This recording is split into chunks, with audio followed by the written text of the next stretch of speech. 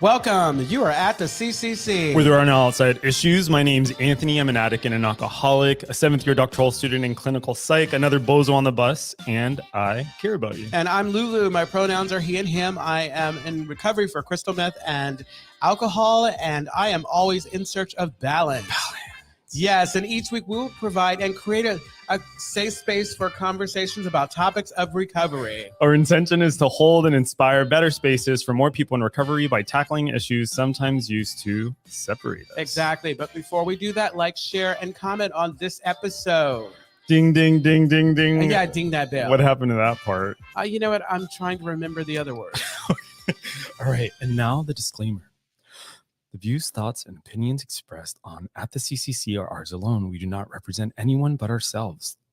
The material and information shared here is for general information purposes only. In other words, we are just friends behind a mic here to entertain you.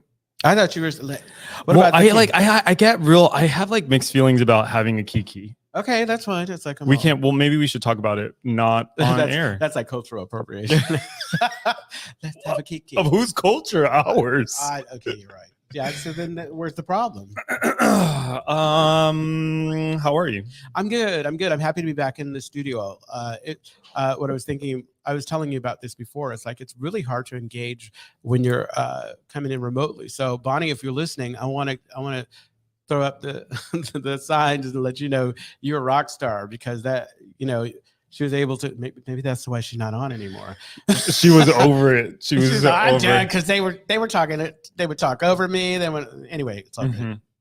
Bonnie Violet can hold her own. Oh, absolutely, absolutely. So that's how you're doing? I'm good. I'm really good. How are you doing? I'm pretty good. Really nothing to report. So today, you know how it's raining, and I don't hate the rain, but I have these LED lights that you can change the color of. And so today, because I hate how gray it gets, I was like, what are the LED colors that make you happy? Can you guess what colors make you happy? Like red and blue? No, you're half true. It's blue. Blue and yellow, huh? Like blue and yellow. Well, the red, I heard red makes you like kind of angry. So I like to be mad. I'm sorry. Sue me. Yeah, so right now I have shades of blue in my apartment. Is this why you've been saying nice things about my blue? I said it once about your sweater. Once was enough. It's a really nice blue sweater. It even looks better on camera than it does in person. Wow. That wasn't supposed to. That's kind of like when someone says, wait, you look better in no one's ever said this to me, but you look better in pictures. I didn't say that about you. I'm just saying. No. But usually what happens with me is like people say your pictures don't do you justice. Yeah, I get that too. Or like you look so much better in person. Yeah, exactly. If you didn't know, we're talking about hookup culture. Yeah, hookup culture. You show up and open the door, and oops, the door closes again. Yeah. You know what? I have a friend. He has a line he goes to. He says if someone shows up to his place or he goes somewhere, and it's not like the person he expected to, his go-to line is, "Oh, I'm sorry, you're not the person I was expecting." Oh, okay. Or something like that. That's very mature. It's a very like diplomatic way of going. I usually look out of the peek hole, and if I see him coming, I don't answer the door. I don't do that. I don't do that. That's evil. That's so sad. No, I don't do that. That's so sad. Well, you don't go to hookup apps for self-esteem. No. Okay, I don't. Or I would like to think that I don't. But some people do. So I mean, I don't want to be making broad statements about. And next week's episode, we'll be talking about So today's topic. Do you want to talk about today's topic? That's why I'm here. That's why he's here. So today's topic is nicotine, caffeine, poppers, and sugar. Are these addictions too? Are they? Well, so one of the things I think is interesting is that poppers is on there. So let me slow down. So I did some research, because I was like, when did all of these things kind of become an issue, right? Like, what's the history behind alcohol and poppers and nicotine? And they all have a very rich history, and a lot of it tends to be really political. Poppers, I didn't know this, but I forget, I don't know how to say the name, right? I didn't look at it, but it actually used to be used in hospitals. as a way to relax muscles and dilate veins. Muscle Oh, dilation. so Yeah. that's how, like, because I thought from record cleaner to to guys using No. it, I thought, like, I was trying to figure out how did somebody know that Yeah, if it you started off. It was originally used medicinally. Oh It wow. was originally used medicinally, and then it didn't become the first documented use of poppers as something that's used recreationally was in 1964, and then there was something called the poppers craze that started in the 1970s. You know what? Mr. Poppers craze. When you said poppers, you were wondering why poppers was on this. I was just thinking about that too, because those others are a little more socially acceptable, like nicotine, sugar. Well, that's what I was thinking about, is that there are all of these things. So, for example, even alcohol consumption, because I was like, as a sober person, of course, I have one way of thinking about alcohol. So I was thinking, what is the history exactly behind alcohol? And I found a couple interesting things. One is that on average, I think it was in the 1700s, on average, the citizens of the colonies, they would drink on average 7 gallons of alcohol a year, which is double the amount that we drink now. Isn't that crazy? 7 gallons. Wait, And they used to drink it like all the time. They breakfast, lunch, and dinner. You would have it. wait, 7 gallons a year? Because that sounds like a couple months for me and my friends when we were drinking on a regular. And that is the problem. Yeah, I know. That's the problem. So yeah, 7 gallons, which is basically double the amount. I think the average amount that people drink now. When I lived in Mountain View, we had these half-gallon jugs because we had a brewery, the Tide House, and we would all on Mondays we would watch sports. we would get fill our jugs up, Yeah, and then we would go and get them again. So every week we had at least a gallon. that's a really good story. It was. I used to drink gallons of Carlo Rossi by myself. Now that's a better story because the beer I was drinking was at least classy. Yeah, Carlo Rossi, wine in a clear ice container. Okay. So let's stay on track. Yeah. So alcohol, people were drinking it. Of course, so it kind of fell out of favor after World War II, because after World War II, a lot of our liquor was coming from Germany, and so and after so there was a lot of stuff going on. So like when we separated from the United Kingdom, I'm like, where did we separate from when we were separating from England? They refused to import rum because we were drinking a lot of rum, and so what we started to do is we had corn in abundance. There was like the corn surplus or something like that, and so we started making whiskey, and so whiskey was cheaper than milk and coffee, and so we were drinking whiskey all the time, and in fact it was cleaner than water, so you were drinking whiskey regularly, breakfast, lunch, and dinner. Oh, okay. Yeah, and you would have what's called an eye opener, which is what you drank in the morning. Oh, and then you would have a nightcap.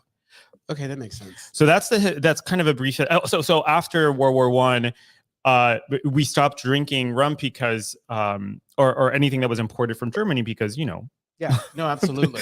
So that's a brief history of alcohol. Oh, one more thing. And so then there was Prohibition, which I think was 1933. That was lifted, and then 2 years later is when AA was founded. the two, right? Isn't that interesting? Exactly. I thought that was interesting. That then we had AA 2 years later. So that's that. And then nicotine. Let's see, 15, 16. It was also used medicinally. I was thinking Isn't that interesting? but there are a lot of things. There are a lot of drugs or whatever that they all start at the hospital. Yeah. And, cocaine. And somebody was brilliant enough to say, "Hey, I wonder what it would be like if I did this at home." I'm going to yeah, absolutely. That so I think so. Anyway, I bring all of that up to say that I think it's interesting because all of these things have a history, and some of it is politically charged. And so when go ahead, what were you going to say? Well, no, finish. Well, what I wanted to say is like, okay, so as a sober person, I'm in an abstinence only program, right? So as a sober person, I have a very different relationship to alcohol and all of these other substances. And so some of these things are kind of controversial, right? Like poppers, for example. I didn't even know poppers were an issue until maybe a few years ago when someone said that their sponsor told them that they had to reset their date because they had used poppers. But I thought I thought people just use poppers to bottom. You know, well, I think that people were using poppers on the dance floor and enjoying their thing. I think that, like, I don't know in AA if it's specifically stated that you can't use poppers. I think that's clear in other programs like NA and CMA, simply because it's written in the literature. Because I have heard rumblings and conversations about people who are in AA just thinking that alcohol is their issue. I mean, it becomes another thing. I think it's a personal thing for each individual. Poppers. Yeah. Mm-hmm. As usual, folks listening at home, if you have any comments, what do you think about poppers? Are you doing them right now? The thing I know exactly is like to listen to us. The thing that I was going to say while you were talking, so knowing that all of these things had their very pleasant start in hospitals and they were used for the reasons that whatever reasons they were used, suggests to me that they're not all bad. Well, nothing is, right? Exactly. I think that it is what I've always heard is like anything in moderation is okay. And I'm an alcoholic, and so I don't do moderation. Right. Yeah. Right. And I think that's across the board. A friend of mine who is at work during the show, he texted me a couple of questions. And one of the things he said is, so are we all just practicing some form of harm reduction? Is there really such a thing as abstinence? Is harm reduction reduce use or shifting to moderate use of another substance? I love those questions. Yeah. I think that we are all practicing some form of harm reduction. Harm reduction doesn't have to speak just to your intake of illicit substances or what have you. Harm reduction is about, like, I don't go out at night, or I don't walk on a dark street without like being aware. I think about my safety, and that's my harm reduction. Yeah. For me, I always say that abstinence is also, abstinence and harm reduction are not these separate things. My form of harm reduction is abstinence. I find that I put anything whatsoever in my body, it can cause trouble. So that's my form of abstinence. Right. And I think my form of harm reduction. Harm reduction. I was trying to get it out. It's just fine. It's fine. You did your best. I'm okay. So with AA, I think about, all right. So there's a theory here, right? So it's a spiritual program. It's an abstinence only program, right? Mm-hmm. And so that is the way I choose to kind of form my relationship with alcohol, right? Now, is it an abstinence program, or is it abstinent only from alcohol? Because that's a thing. Well, that's what I mean. Just assume I'm talking about alcohol. Uh-huh. Yeah. So, and then you see all of these other programs that have come from 12-step, right? So you have OA, Overeaters Anonymous, right? Or you have Nicotine Anonymous. You can't have food. Right. And so in those programs, or you have Sex Addicts Anonymous, or you have Sex and Love Addicts Anonymous, right? And so what I see happening when you look at all of those other programs is an acknowledgement that moderation is necessary, right? For example, with love and sex, those things are okay in moderation. Similarly with food, right? In moderation. Now with Overeaters Anonymous, there are very kind of strict parameters around like the kind of things that they can and cannot. I can't really speak to OA because I'm not in OA, but I think there's a thing like you can't eat processed foods, or maybe it's like sugars or something like that. But it does seem like we're all kind of working a program of moderation. So the whole theory thing that I was thinking of with alcohol, which is in AA, we operate under the premise, or by on the premise that to drink is to die, and that we have a spiritual malady, right? And so because that's the way we think of it, that means that behavior follows from that, which is we do not drink. Yeah, exactly. Right. Or say another program, I think Smart Recovery, is that a harm reduction program? And then Smart Recovery I believe that Smart Recovery is an abstinence program. It's just not spiritual based in that same sense. Yeah. Yeah. So alcohol and moderate. But anyway, the point is that you do have these other programs where you're able to drink. And go ahead. Well, what I know to be true, like, and I've talked about this a bunch with sponsees and other folks. Early on in recovery for me, I needed the structure of this abstinence only model, and I think the longer that you stay in recovery, and you work the program to the best of your ability, and you get time, you realize what it is, you know, it becomes what you need it to be. There are some people who, you know, maybe have other issues where they find that inviting marijuana back into their life is something that they do. I am a firm believer that, you know, you do whatever works for you, especially with in relationship to a doctor or whatever. But you got to be okay with the fact that there are people who are not going to get it, and so you've got to be okay with the choices that you make. You know, that's about it. Oh, you mean with more people who work their AA program in a way that maybe not as Absolutely. common. Yeah, absolutely. Because it's like, obviously, it's like you go to a point. I'll speak for myself. I got to a point where I'm so this, that, whatever about my program, and I get overzealous, and then I'm, without knowing, I am putting on other people. Like, if your program doesn't look like mine, and not my program is shaky, then of course I'm going to be questioning your program.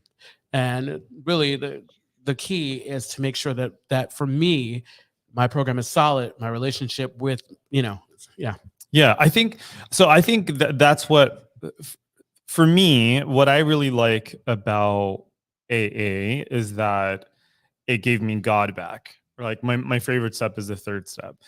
And the reason why I share that is because for me, AA is so much more than just about drinking, right? absolutely. And I think that's something that a lot of people don't realize, is that drinking is such a small part of what it means to be in a tiny part. Yeah, exactly. A really, really tiny part.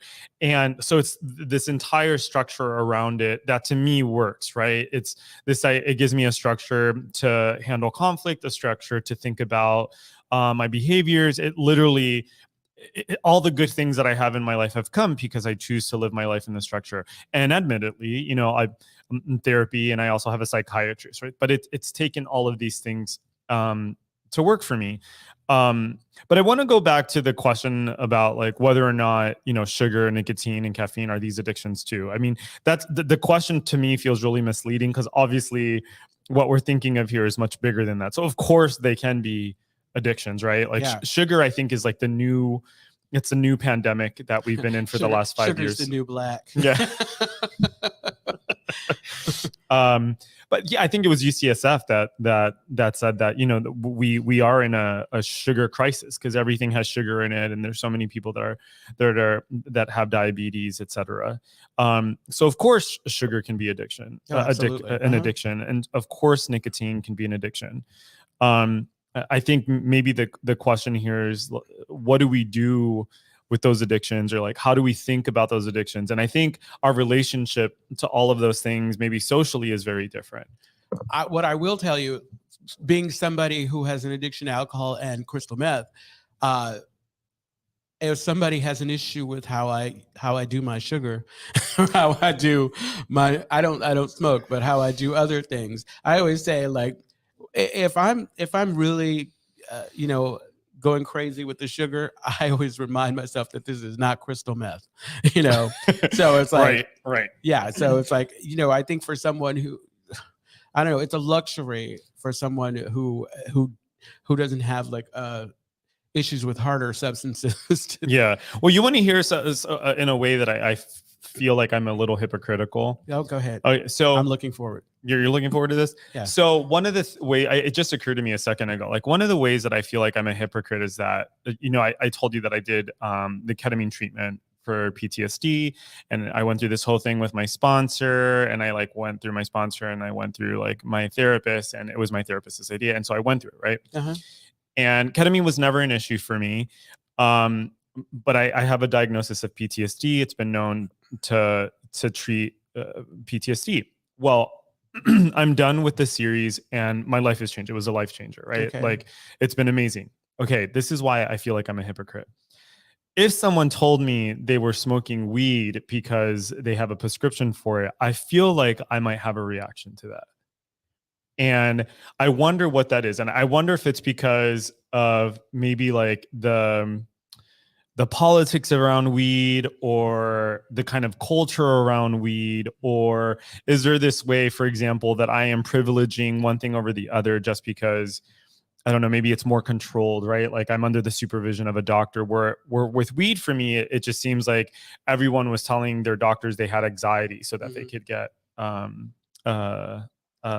medical card, but now you can buy it recreationally. When you think that, and I'm not sure, I wonder, maybe you're just using this as an example, but when you think that, like, do you ever go back to some of the feelings you were having when you, I remember having a conversation with you about the ketamine treatment, Yeah. and your feelings about, you know, how other people were feeling, and suggesting to you that, you know, this is the relationship you have with your doctor. I mean, do you ever go back to that and like think, wait a minute, you know, I mean, are you just feeling like you're hypocritical because that you're having those thoughts, or do you actually express them? You know, say, hey, you're not sober.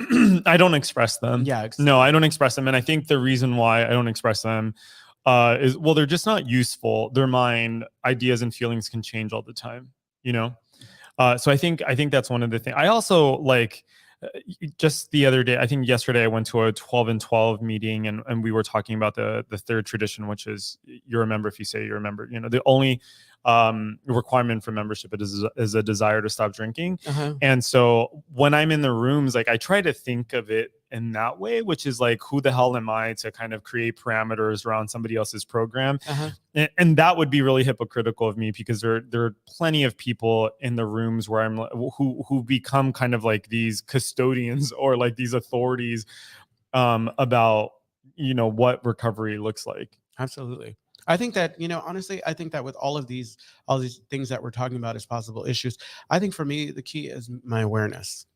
Like, how am I using things? I mean, because when it comes down to it, it's like with practicing abstinence, especially in CMA, we talk about like, am I using this to make me feel different? Am I using it to change or alter anything?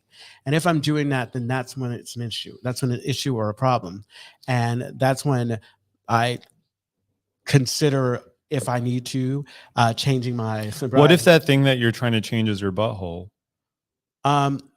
Well, if that's the case, then whatever conversation you have in conjunction, I mean, I'm talking about poppers. I'm like, and half kidding, but like, you know, like what if that, like, I guess what I'm getting at is that it's like it gets poppers, tricky. But you know what? Honestly, poppers it's not that simple with poppers, because that, you know, if all it did was affect, you know, your anal stuff, your soft muscles, but every time your smooth muscles. But every time that I've used poppers, it has really taken me out of myself. It really kind of changes you, and it can be a way without knowing of checking out.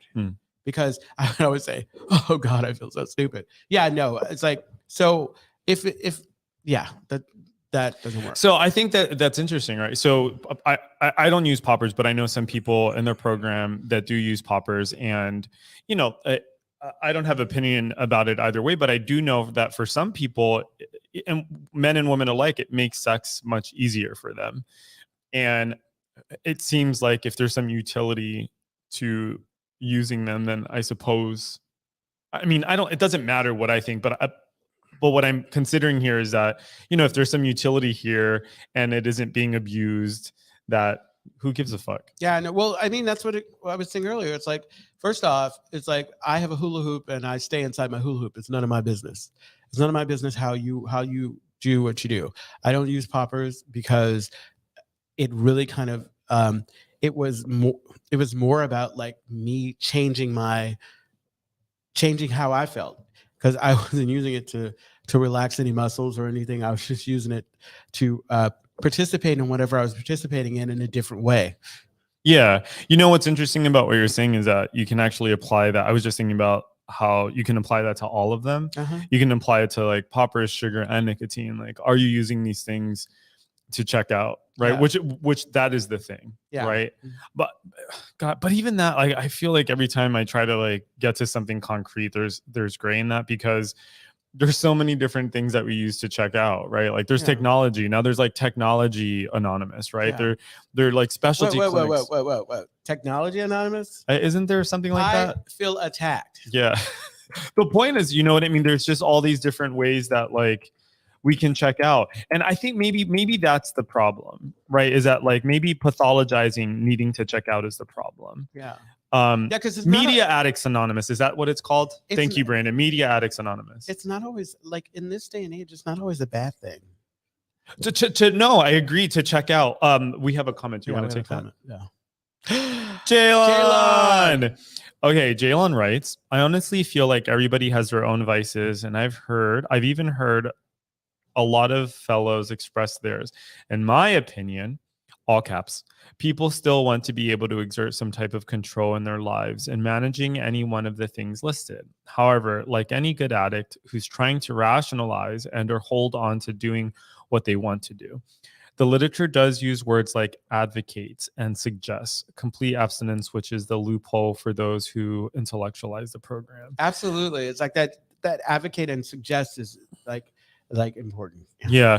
The intellectualizing, yesterday somebody said about the traditions that these are traditions. They're not. Thank you, Jaylon. They're not. Thank you, Jaylon. Someone said yesterday, oh, these are the traditions. They're not rules. But I feel like when it comes to addiction, like they just knew who they were writing for. Exactly. And usually I appreciate when people say, okay, so we say these are suggestions, but they're suggestions like you should breathe oxygen. Right. Or like if you're jumping out of a airplane, we suggest you pull the ripcord, like have a parachute. Yeah, I get that. And people are very judgmental. It's like, it's a suggestion, but if you don't do what I suggested, I'm going to talk about you. We have another comment. Oh, another comment. Let's take it. Yes. Benji writes, I really appreciate both of your perspectives in this conversation. Glad you're touching on checking out and how social media could just as easily be on this list. We love you, Benji. Good to see you yesterday, Benji. Yes. So so let's talk about social media and just about checking out. And I think that, that there is this pathologizing of checking out, right? And I think we need to be able to check out. Like we need to be able to give our brains a rest. And I think there is a way that we kind of privilege one thing over the other. Like some might say, well, it's, instead of hopping on your Instagram, why don't you go for a run? Or why don't you read a book? Or why don't you? And I'm usually like, why don't you mind your own business? Truth of it is like, there needs to be a separate A program for you getting to my shit. What about that addiction? Well, I don't know. It's like, okay, so I sometimes deal with anxiety. I sometimes deal with discomfort, especially like I'm a little better. Like for those who know me, it's like I come across as very outgoing and very kind of extroverted. Abrasive. And I find sometimes when I'm in certain situations, I am uncomfortable. And I don't want to be around. And it's, even though I center myself, I don't necessarily want to be there. And so a safe way to kind of take care of myself sometimes is to get on my phone, to do something else or whatever. And of course, you have folks who don't do social media and they're like, this is uncomfortable for me. Well, right. There are people like myself that don't do social media in the same way that you do. Right, because I am on social media for different things. Like LinkedIn, I guess, is social media, but I don't. But no, I don't know why I'm feeling like I have to defend myself. But you don't. I don't. But with social media, for example, I won't use it. Well, I used to use Reddit to check out because it has like the infinite scroll and like it's really kind of anonymous. You don't really have to deal with people. Although someone told me there's a lot of porn on Reddit. I didn't know that there was a lot of porn on Reddit. It was one of my straight guy friends. There's porn everywhere. It's like, if you're careful. Did you know? Porn. Yeah, porn. Interesting facts about porn. There are porn statistics. I think that Pornhub gathers, and the numbers are astronomical. Maybe that's another episode. But so anyway, Reddit. I used to use Reddit like regularly, and then I'm like, oh my god, I'm losing too much time on here. I also don't like using social media that influences how I think or feel. And some of it is really subtle. Like one of the things I noticed recently is that, so I love cat videos, right? Like cat videos are fucking hilarious. And then recently I noticed that I'm getting these cat videos of like buff guys who are chiropractors for animals. And I'm like, this feels so fucking targeted. A chiropractor for cats. For cats. Or for dogs. And I noticed, and then I'm like, why? This is really suspicious. And then one day I was watching one of the dog trainers that I really like watching. And somebody said, it was like, why doesn't your dog have a girlfriend. And then he says in the video, because the dog, like myself, is a homosexual. Oh, He said it with a funny lips like that. And I thought, this is really interesting. This algorithm is out of control. Because today I saw one with a cat chiropractor, and it was like this beautiful guy, like in a tank top. And I'm like, you don't look like a normal chiropractor. What is the point that I'm trying to get here? Oh, social media. So I don't like any social media that is trying to influence how I feel or think. absolutely. And all social media is trying to do that. Well, what you know what it comes down to? It goes back to Does that this sound crazy? Well, no, but it goes back to this idea of moderation. I think that if you're spending all your time looking at cat videos or whatever, of course you're going to eventually find something wrong. But if it's just like, okay, you know, I'm going to take this moment in between whatever just to check this cat video out, and then I'm going to put my phone down. But if you're spending every waking hour scrolling through, guess what? At some point, you know, you're going to find what you're not wanting to see. Yeah. You know? So this is interesting that we should talk about media. So What about media? well, what about, so one of the things I learned so I have an MS in applied psych, and I only share that because there's a lot of applied psych is used in the tech sphere. And one of the first things that I learned was that there was a time when content was very important, when we were trying to get people, we were trying to use messages to change behavior or to encourage behavior. And now what we do, so we were using thoughts to behavior, I think is the way we did it, thoughts to behavior. Except now what they were like, the new approach is behavior to influence thoughts, right? So it's just like, if you ever notice, if there's like an ad for a game, they now, in order to get past the ad, you have to interact with the game. Yeah, no, I saw right. that. That's a very different sequence of like neural connections that are being made, right? It's a pain. It's a pain. So the point makes you spend the money so you don't have to watch a commercial. Well, and you're interacting with the thing, right? So for example, you are more likely to buy something that you are able to touch. That's true, actually. Right? Like the apps on the phone, yeah. Right. And so I feel I'm so hyper aware of all the different things that are trying to influence how we think. And so that's why I avoid social media. And just in general, I think because of recovery, I am hyper aware of ways that I'm trying to like change how I feel or think, right? And sex is like one of those things. This was the other thing I was going to say earlier about how some of these things are really subtle, like so sugar and poppers and nicotine, these are things that we can do in private. Yeah. Right. Or these are things that, you know, they're relatively okay. Or these actually, I think the problem is these are things you could do in public, like especially with the sugar and the nicotine, like people are using. Well, and if you live in the TL, you could do meth in public. Yeah, this is true. But what I'm saying is like those things and alcohol, those things that seem like they're the norm, because obviously there was a time where I was drinking and carrying on because that's what people my age did, you know, woohoo, go out and have a good time or whatever. And that's like the issue. Yeah, I just wanted to share that. So I'm mindful of time. It's 9:33. So no, it's 4:33. Sorry, like, I don't know why that number it looked like a 9 to me. Okay. I was just thinking about how with anything, for me, with anything, having structure and routines. We've talked about routines before, but having structure and routines, etc., helps me feel grounded, right? And I think that one of the things that gets disrupted when someone is doing something addictively is this kind of this decay of routines, right? It's when like sugar or nicotine or poppers starts to unravel all of these other things that are keeping you contained. Yeah, no, absolutely. It's like those commercials for the cigarettes, like the I don't know what group it is, but they talk about the relationship they have with cigarettes, where cigarettes always pulling you outside, always making you do things you don't want to do. A cigarette is? No, yeah. Well, it's a very kind of like biased kind of commercial because they clearly want you to stop smoking, but it's like I think the whole idea is that when you start smoking, you sign a contract and you're beholden to this until you break free. Yeah, I hear that.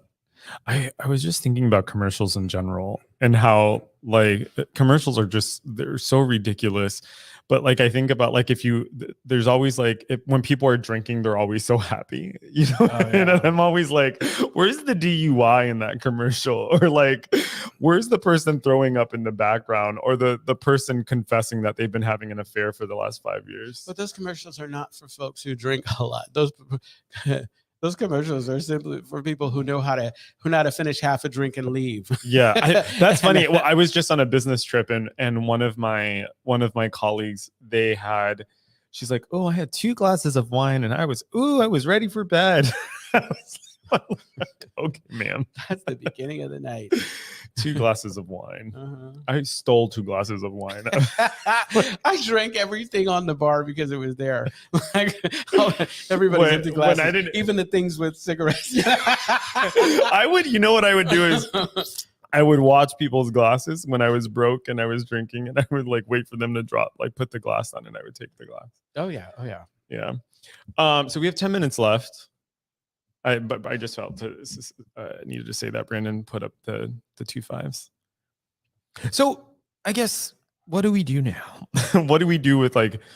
So we've landed on an answer, which we don't really need the answer. But. No, we don't. It's like, I mean, like I have been saying, it's like I think that it is important for you to decide.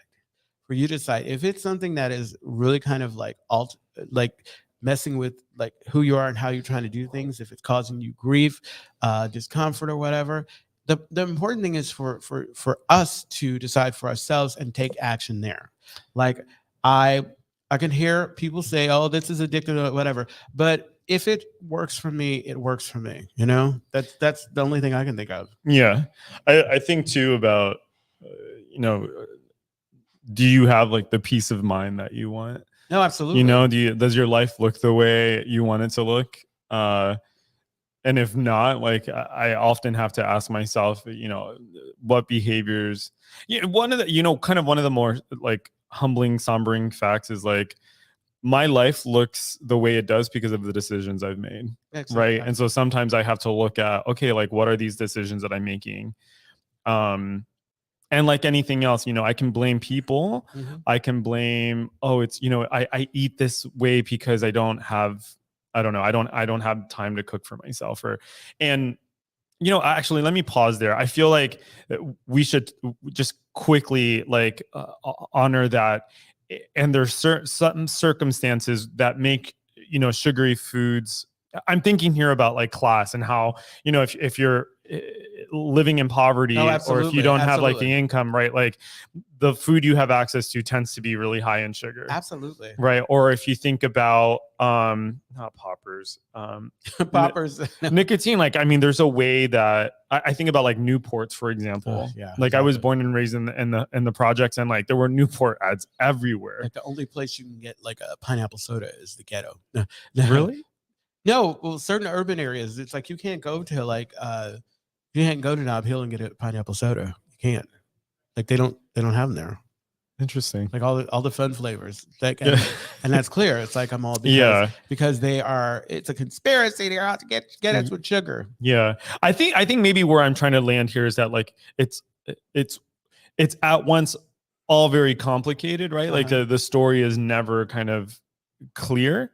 There are a bunch of multiple different factors, like from politics to economics to like psychology, etc., like all those things at play. And at the same time, it can actually be quite simple. Yeah. Right. Going back to this idea of like, is it ruining your life? Yeah. And it comes down to like, we get to focus on our and if you're listening and you find that those are questions that you need to really ask yourself, you don't have to do them by yourself.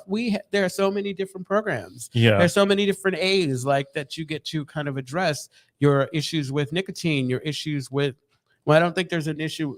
There's a Poppers Anonymous, but there should be, because I've heard a lot of people who probably NA. I've had a lot of friends who struggle with that. And before I would laugh it off, but the truth of it is like, if there's something that is causing me discomfort or that is affecting my serenity, I get to work the steps around them, and so do you. Yeah, if you do 12 steps. Well, steps are. I think I'm calling them steps, but more on a large way, it's like whatever processes you have. Right. Those are your steps. Yeah. Yeah. So there. I feel that.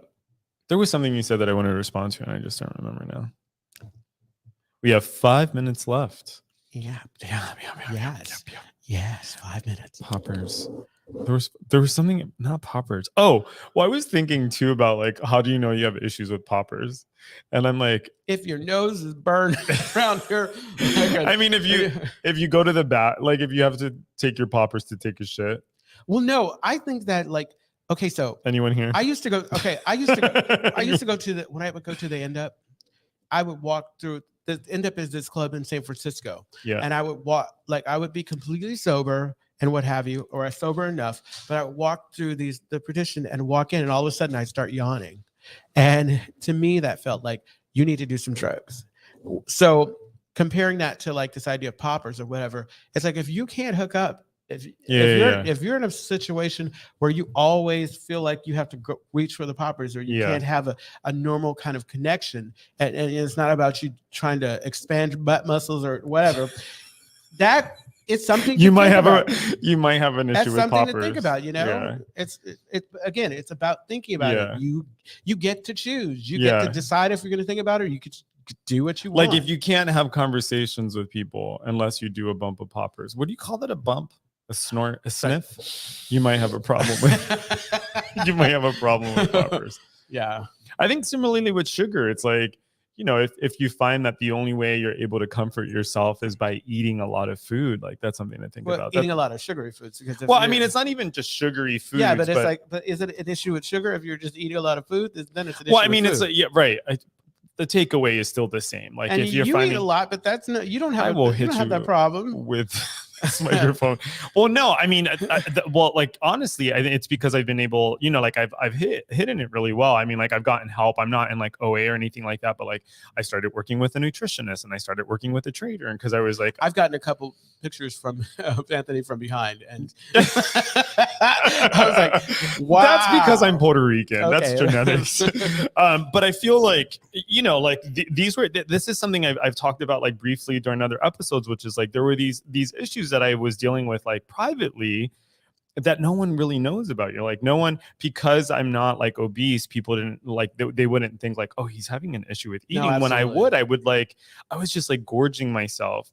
And then I didn't even know that this was a thing, but I was like eating in private, or like I would like lie to people. It was just really weird, you know? And I love sugar, and I was just noticing how I was consuming sugar.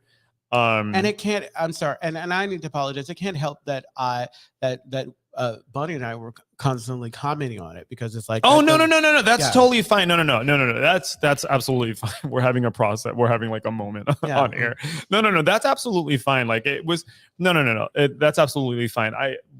What I'm trying to get at is that, you know, like I had to look at these things myself, you know, like how am I eating? Like, why am I eating when I feel really stressed out? Like, I didn't know that I was like eating when I was stressed out, or why is it when I go, like, for example, if I were to go out like to a party or something like that, because I'm not drinking or using, I would normally look for the food. And I didn't realize that that's what I was doing, that I was like looking for the food, because I was essentially, it's a shield. It's safety too. It's like, you know, like I don't really have to talk if I'm eating. And what was the other thing? Like sugar with nicotine. I mean, I used to smoke. I stopped smoking in my 20s. When I did smoke, I never smoked. I couldn't eat and I couldn't drink any at the same time. All of those things were individual. I compartmentalized them. Mm-hmm. Yeah, that was. You know what we didn't talk about is caffeine, because we're in denial. Yeah, I drink a lot of caffeine. I drink a lot of caffeine. We can talk. I don't even know where to go. We can talk about caffeine after. Yeah, we'll talk. Yeah, when we turn off the mic and we keep talking. But yeah, the caffeine. Like I drink so much caffeine, and the crazy thing about it is like I literally am a maintenance drinker. You know what I mean? Like I will have a crazy headache if I don't drink a cup of coffee. I always have coffee. If I don't have coffee, I have caffeine pills in my. Oh, okay. I usually have like I stopped drinking coffee that way. Like at the beginning of shelter in place, like I stopped drinking coffee and I was just drinking tea. Still caffeine in it, but not as not the same way. And then now I just have 1 cup, and maybe not even a full cup a day. It doesn't. Go ahead. Because I just really, I was, you know, I didn't want it to kind of exacerbate or exacerbate. You know what the word? Yeah. My anxiety. I just realized we need to start wrapping up for the air stuff. So we always do this. Yeah, like, sorry. Well, we have 1 minute to do it. Ready? Okay. And then we can keep talking Yeah. when the camera's off. What's that back there? The Castro Country Club is a safe and sober community center for all people and a refuge for the LGBTQ recovery community. We provide programs and services that help people change their lives by supporting personal growth. Yes, and our vision is to reduce the suffering of addiction by connecting people to community, opportunity, and support. You can find more information, including all the ways to contact us, at www.castrocountryclub.org/podcast. Yes, and tune in every Tuesday at 4 p.m. Pacific Standard Time. I know, when we go live on our Castro Country Club Facebook and YouTube channels. Find us wherever you listen to podcasts. Absolutely, and thank you so much. It's your turn. I know. Thank you, Brendan. Thank you, Stephen and Scott. Thank you, Stephen and Scott, our new production and team. all of you wonderful people who. Oh, and also keep listening afterward. Once we go off air, as you know, we'll continue talking, so you can catch the next part of this conversation on our podcast. Okay, bye. Yes.